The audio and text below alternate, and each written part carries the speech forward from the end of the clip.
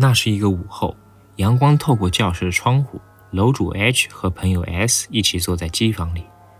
突然 S 的声音压低了几分，他开始讲述一个关于钥匙的故事。后来在别的教室，楼主又提起了这事。起初大家都还以为这不过是个寻常的都市传说，但随着故事的展开，空气中的温度仿佛骤降，每一个细节都令人毛骨悚然。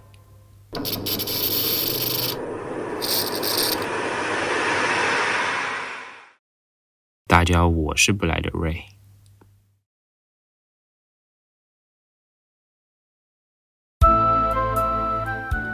这已经是很多年前的事了，但我直到现在还是觉得很不可思议。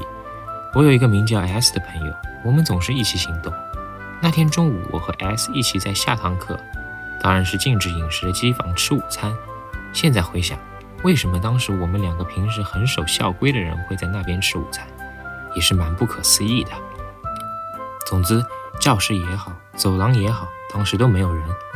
当我们边瞎聊边吃着面包的时候，这是从我朋友那里听来的。S 开始说起了那件事。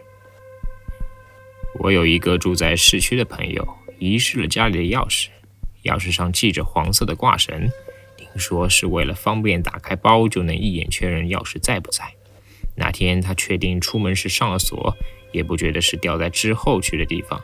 不过因为做一把钥匙又得花钱，他还是沿着走过的路找了一遍，然而无论如何他都找不到，只好决定做一把新的。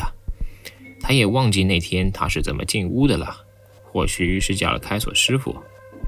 就这样过了2年，某天他回家的时候，注意到门把上似乎挂着什么东西。他思索着会是什么呢？凑近一看，发现竟然是2年前遗失的那把钥匙，而且原本黄色的绳子变成了绿色，就这样悬挂在门把上。哇，好恶！我发出感想，很可怕，对吧？我还记得事后2个人在那边吓得半死。顺带一提 ，S 非常讨厌恐怖故事。虽然有点困惑为何当下他会主动提起这类话题，但我也没特别注意。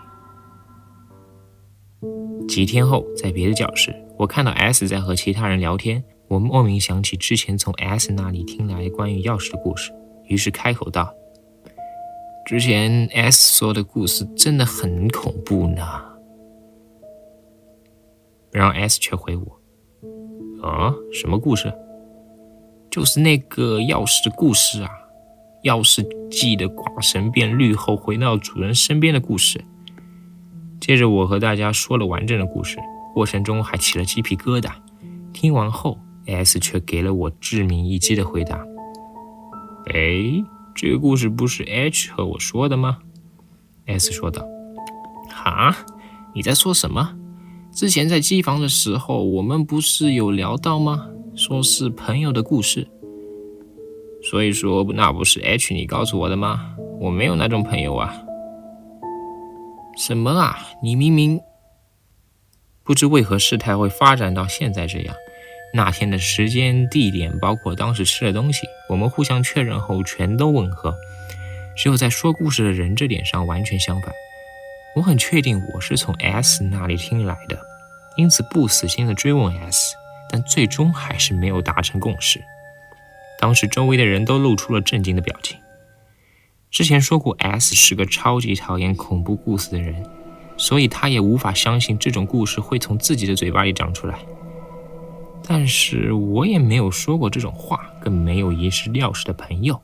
直到 S 眼角含泪地说道：好，是我说的，这个话题就到此为止吧，不要再说了。这件事才告一段落。从此这个故事就成为在 S 面前不能提起的禁忌，而我们2个至今依然不明白这个故事到底是从谁那里听来的。